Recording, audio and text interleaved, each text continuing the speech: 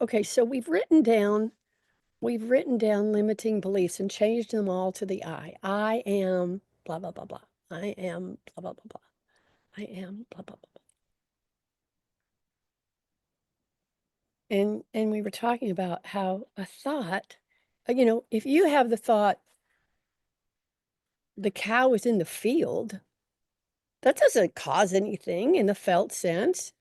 It's just a thought and it leaves. Or a song that comes into your head. You don't sit there and go, that's true. It doesn't even make any sense. It's just like, oh, there's a song and it leaves. But when we have a belief, I'm unworthy, I'm a victim,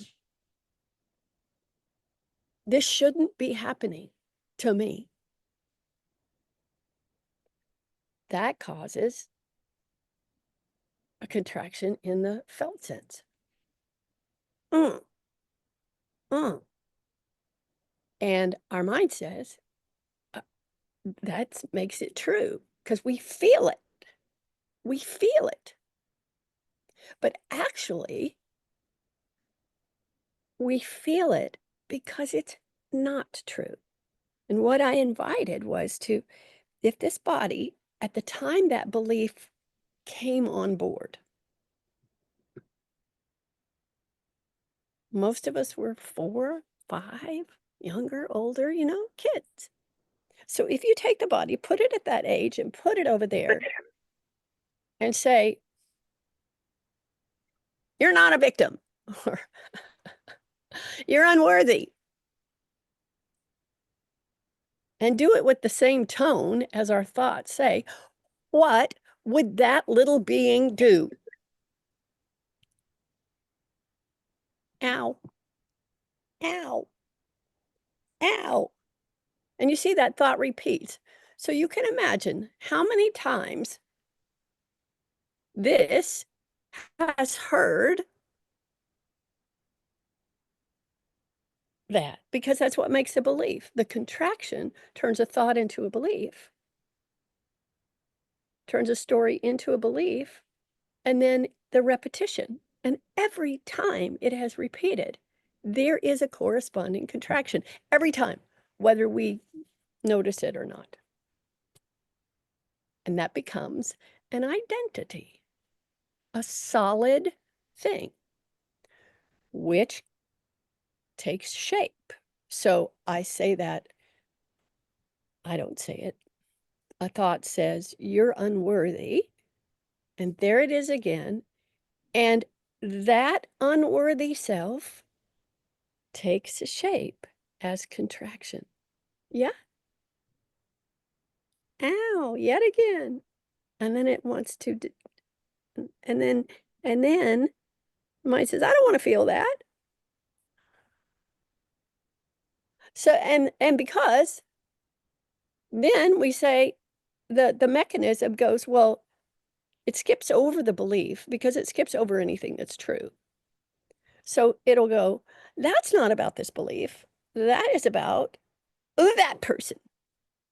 So I was doing work this morning around forgiveness. And forgiveness is it's the opposite, again, the opposite of what I was taught, what any of us were taught, most likely. It's not pardoning badness the way so many of us, oh, you did something bad, and I'm going to forgive you. I did something bad, so I need forgiving. There's no badness. Forgiveness is the desire to find innocence, the desire to find the mistake that caused the suffering. Does that make sense? So, dealing with this forgiveness process this morning, there's a something that happened, and the mind, of course, doesn't look for the belief. It jumps over the belief that's causing the pain and projects it whomp, onto that person. And now that person, now this becomes an innocent victim and that becomes a perpetrator. But when we do this work, we see there is no other. There's no other. So that expression, in order to see an object, I have to be an object. So I've taken the shape of the victim. And from these eyes of the victim, I see a perpetrator. And I skip over the belief. So now there's been enough work to go, what is being believed here? Because there's no longer a belief that the contraction is caused by something out there. The belief in out there has crumbled enough to go, I know what's happening. Let's see. Let's sit down and dictate just the way we did. There's so much resistance to dictating. It's not journaling. It's not telling the story. It's sitting down and going, what's in there? This person has taken shape out of what? Contraction and thinking. And if you don't examine it, if you don't get it out in front, stays in there, and the person keeps its shape. Because you can't see what it's made of from the inside of it. So, it's the beliefs. So I looked. What is it? What is it? I don't matter. My needs don't matter. Ah. Ah. There's the belief. I don't matter. And already I feel all this energy going. So now the next step of the process, we have the belief, we have the degree of the trigger. Because when thought hooks to a sensation, that's emotion. Right there, that's emotion. So now, next to our belief, next to the number of the trigger, I want you to write the emotion that belongs to that sense of self.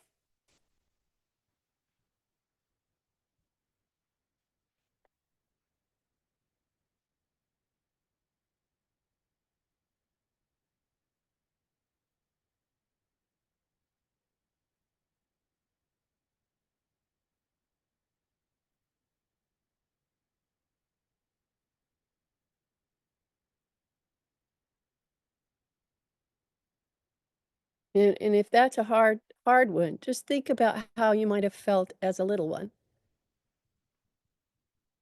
when that belief came around.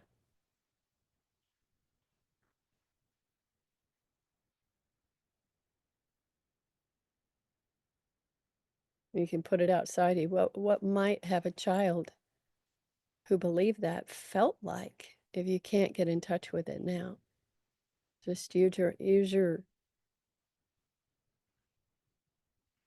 we're going to use the imagination in the right way to see the mistakes.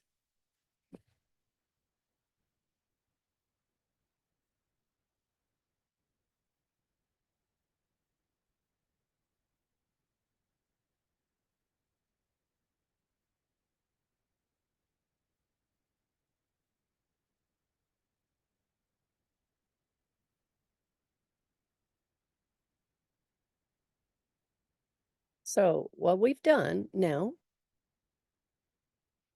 is we've written the anatomy of the separate self, the one that takes shape, in how many ever different beliefs you have.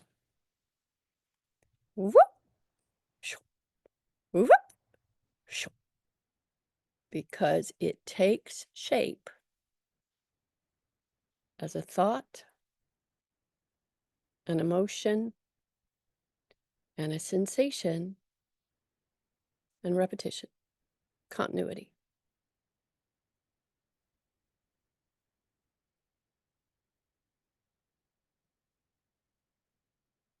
Those are the elements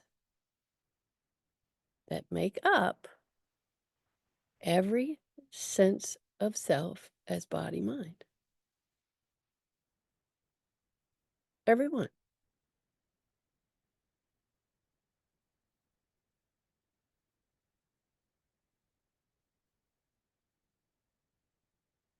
So now, this was basically the interpretation of the child self. Yeah, that's what we're doing here. And even though there are these adult bodies now, adult creations, guess what? That belief system has nothing to do with here and now. And yet that belief system was carried over, carried over. So basically, what you're looking at is a 5-year-old, terrified, shamed. A 6-year-old, it's not you. You just think it's you because the body has progressed, right? And we're taught the body is us. But the body, these beings take shape and then they lose shape, right? We call that being moody. It's not being moody. When we say it's the person being moody, that's the continuity that doesn't allow us to see the mechanism of identification. Y'all with me? Okay. It's exciting, right? There it is, in front of our eyes, in front of our ears. Okay. And it's only when we're in front or when it's in front that we can see it. We can see it for what it is. Now, here's such an important thing.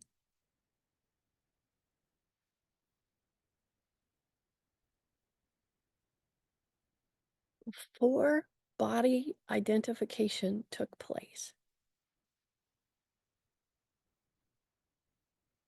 were there any beliefs?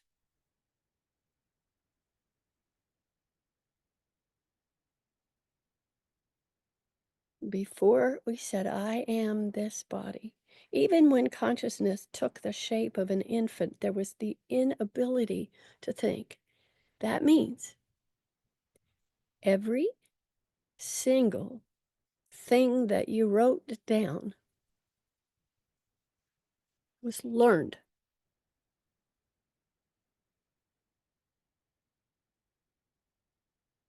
And then the thinking mind, the especially if there's the thoughts are from trauma, then the lens of attention goes and focuses on that thinking, making the world of the imagination, not safe world, more real than this. Because there's another skipping over mechanism. This is called the past, and it wasn't pleasant. And this is called the future. Now, what we call future is made out of thinking, and the past now is made out of thinking. So the past throws throws it into the future and is predicting the same thing that happened here will happen here. And so this future mechanism is trying to prevent what happened back here. So it strategizes. I can't go there. I can't go there. And these get so close together that attention goes past, future, past, future, past, future, past, future, past, future. And where is it that you can actually see that what it's wanting is already here? Now.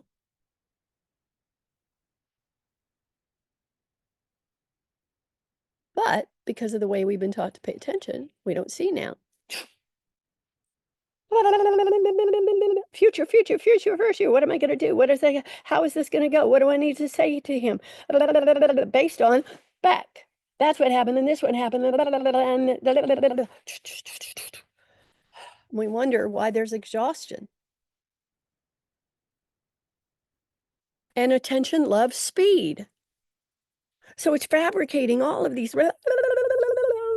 Feel so real, sound so real. And so learning to relax attention, what is the posture of suffering? When you think those thoughts are real,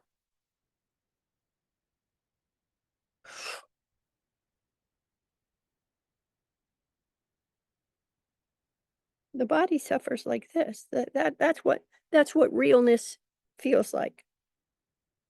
It cowers. Ah, and then it's left with this much room, and this seems real. But what happens if you pick that body up?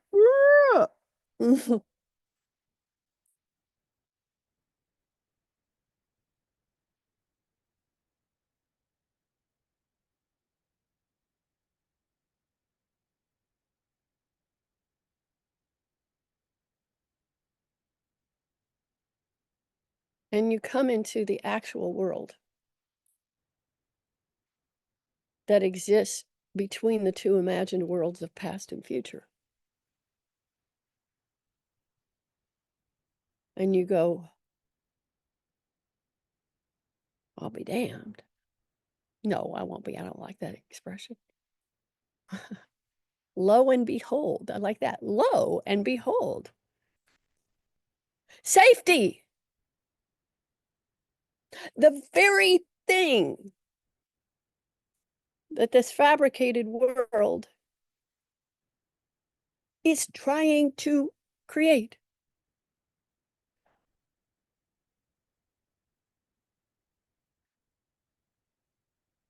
So we take the posture of that allows the body, the mechanism to see,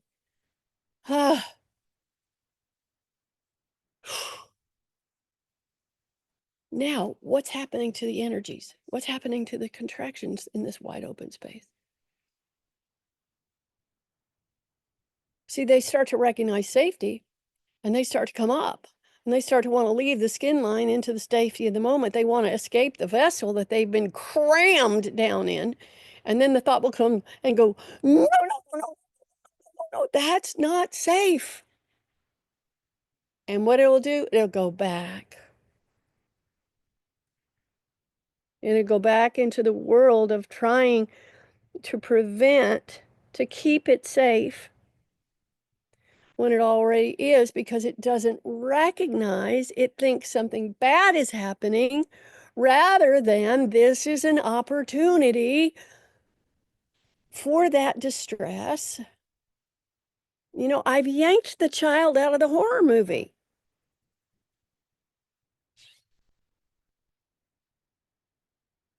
I've separated the two siblings, body and mind, saying, no, no, no, I understand you're trying to keep the little one safe, but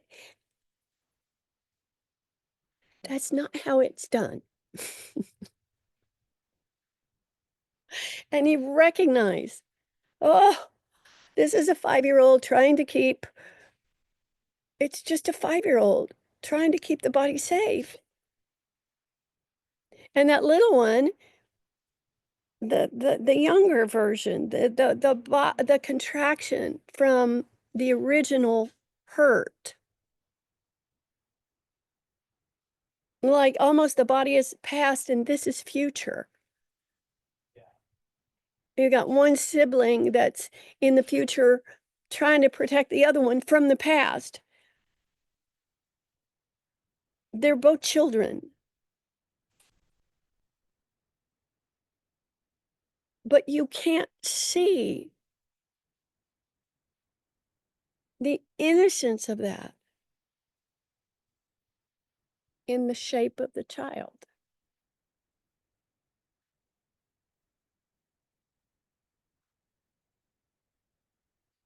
You pull, pull,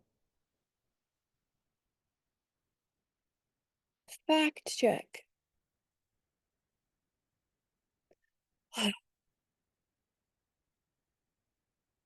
You pull both. You pull the body out of the past and you pull the mind out of the future.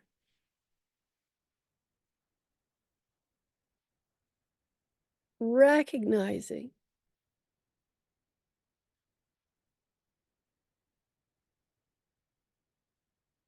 what's happening.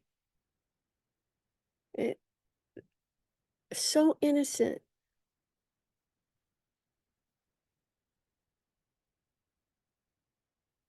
All those beliefs were made up because the body in the past couldn't make sense. There wasn't enough mental capacity to make sense of what was happening. So we made it about ourselves. This body is unworthy of love. That's the only reason this is happening because somebody that I should feel safe around this person. That the body should be safe. I should be safe around this person, and I'm not. But this is what I'm stuck with. And I have to trust. I have to trust that to survive.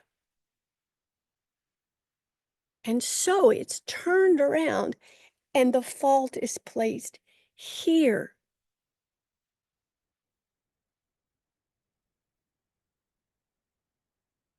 In order to survive.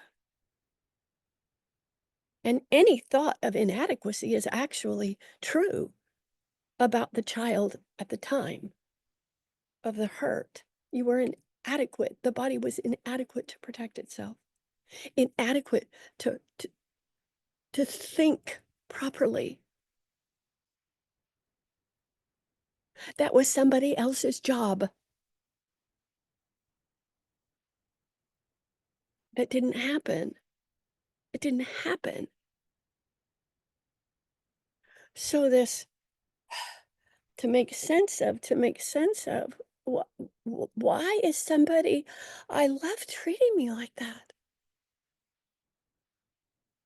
I must be bad. It must be about me. But if you didn't come in with that belief.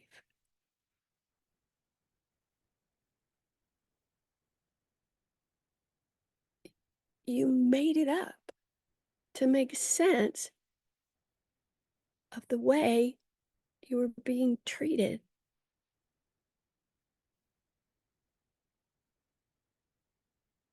It was a coping strategy. And then for some reason, we didn't have anyone there to say, oh, honey, that's not true. Because that truth was not known by the caregivers.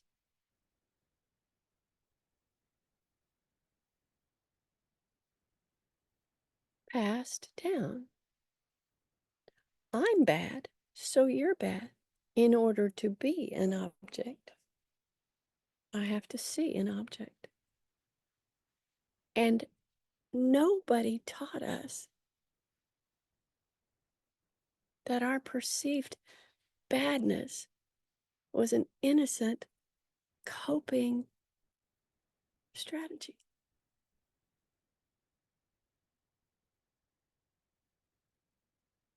Never actually true.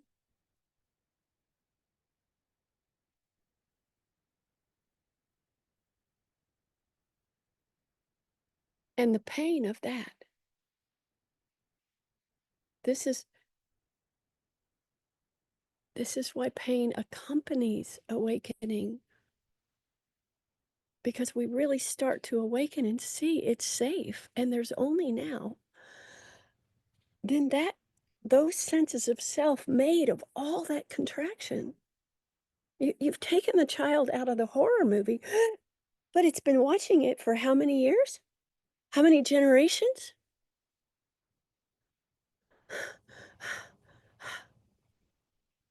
So this is still frightened of this release mechanism. I speak firsthand. The mind freaks out totally. Why is this happening? Does God hate me? Does life hate me? Is that why this is so painful? Why does it have to hurt even more? That child voice just not understanding, not understanding that this is the process of release. And the deeper the recognition of safety, the more it wants to come out. So you're just dealing with the two siblings. The little one that wants to go, ah, it's over, it's over, it's over. Here, let me give this back. Let me give all these contractions back. And then the mind going, no, no, no, don't feel that. Danger, danger, danger, danger. No, honey. But unless you get that other sibling out on paper in the safety of the moment and be able to recognize its innocence, because that's what forgiveness is.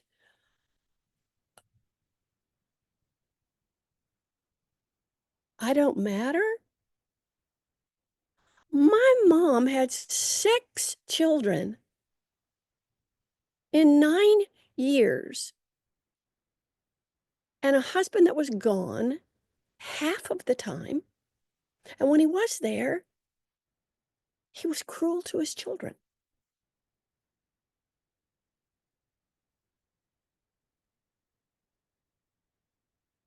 It had nothing to do with whether I mattered. I did matter to her.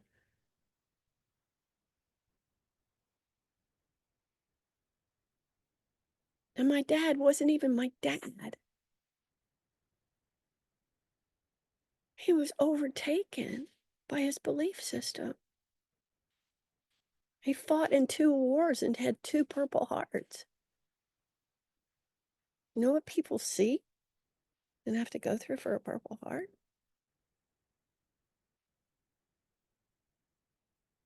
And not having this knowledge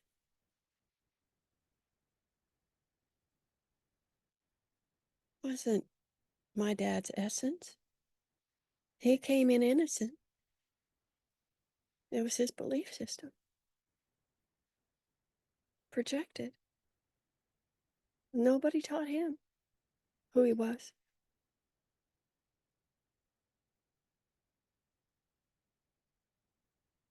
That's forgiveness. Is being able to see, oh my God, he was born just like I was.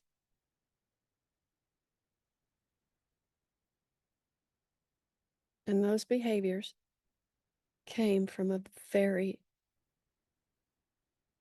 whatever you wrote down there, terrified, shamed, guilty, angry,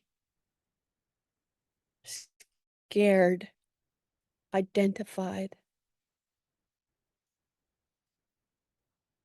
I think trauma equals terror. Trauma equals terror.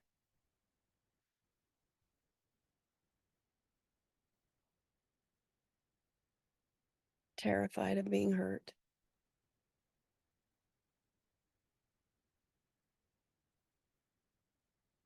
If I'm worthy, I won't get hurt. If I'm lovable, I'll be safe. If people give me affection or appreciation, I'm safe.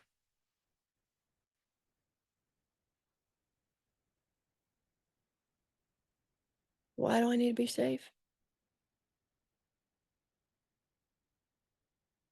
Because I think I'm this body and bodies are vulnerable. What if? What if we relax attention into the visual field and say, this body's not separate from this moment. Wait a minute, the past is in my imagination. The future is in my imagination, is in the imagination. It's in a thought system. But right now, what's actually here?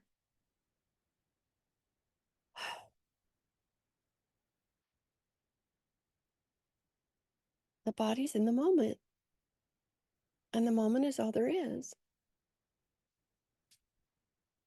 And then I go one step further back and go,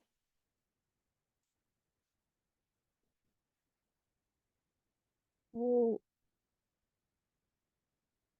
what's this moment about? The body's not separate. If I can see the body's not separate from the moment, then, and I rest wide, attention rests wide around the whole moment, and it's not separate. Well, if I'm calling this the body, the whole moment must be my body.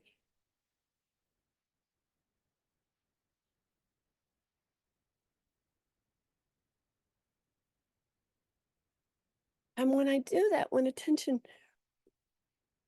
wraps around and includes the body, and then I notice everything is in the noticing of it. It's like held.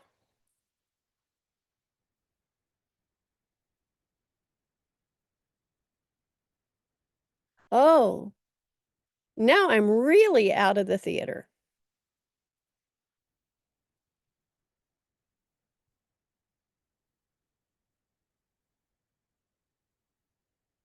And then the body mind gets what it always wanted,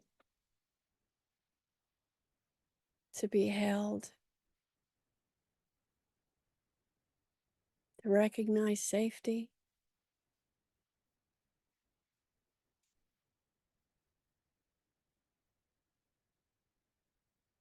really to be loved by the moment.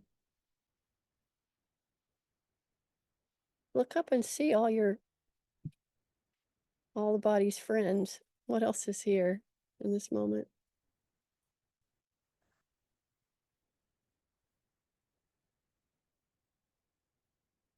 And wouldn't it be nice to ask the wind,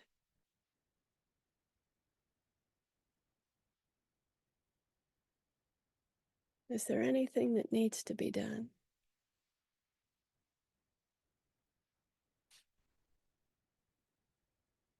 Or ask the tree,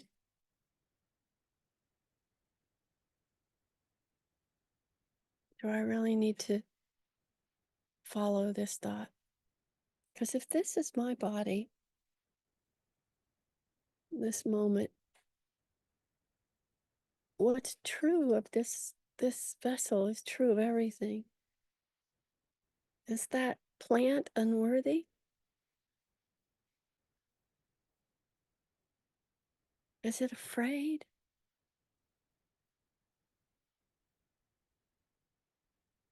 And the more and more I anchor the body in this moment, then those emotions can say, I could see, oh, no, that unworthiness doesn't make sense.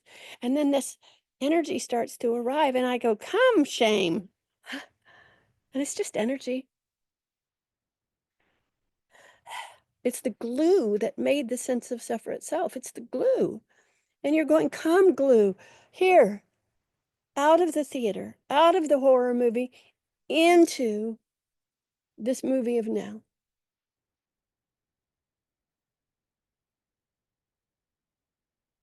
And those energies do not have to stay constricted into a body or a body part.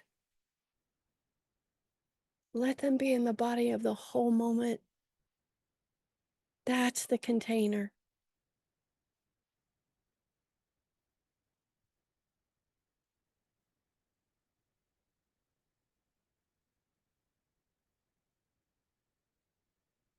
So now just look at your list.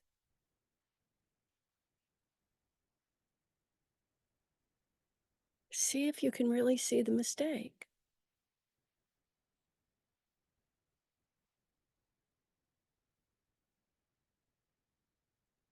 See if you can find that mistake, if there's any truth of it in the beauty of this moment, in the safety of this moment.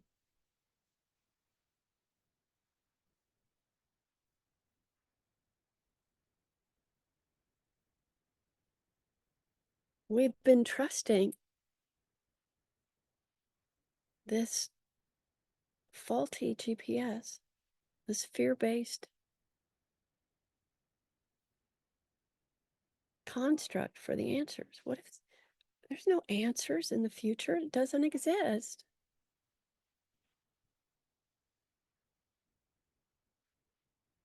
Where does thinking come from?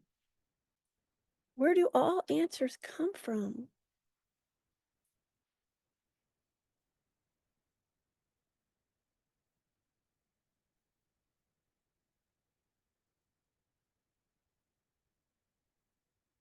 Don't they come out of the silence? How do you access silence? You gotta listen. Gotta take the attention off the noise.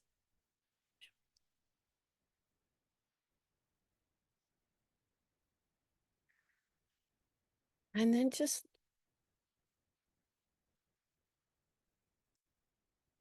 offer the problem to the moment.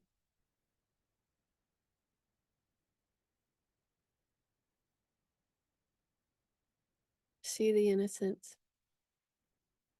Beg to see the innocence.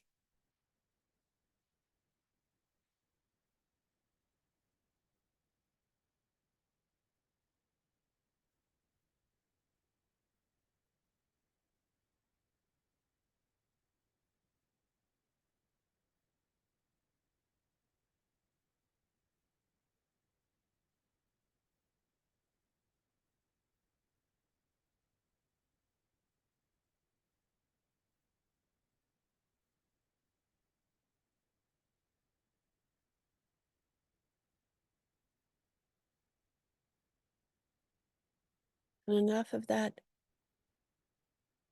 Now, maybe a process of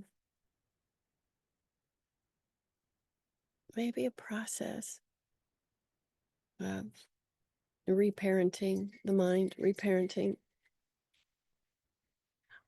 assuring the mind that it's safe now.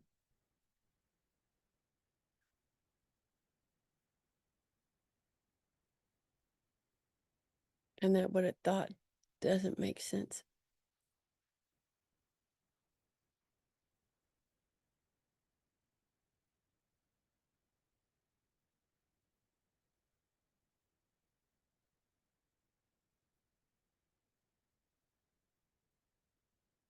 Attention is devotion.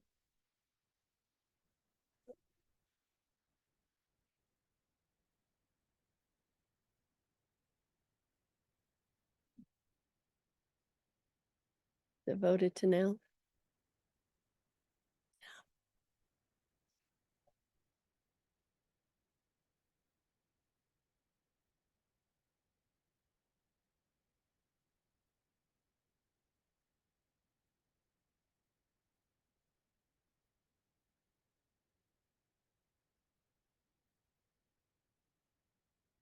I think that's it.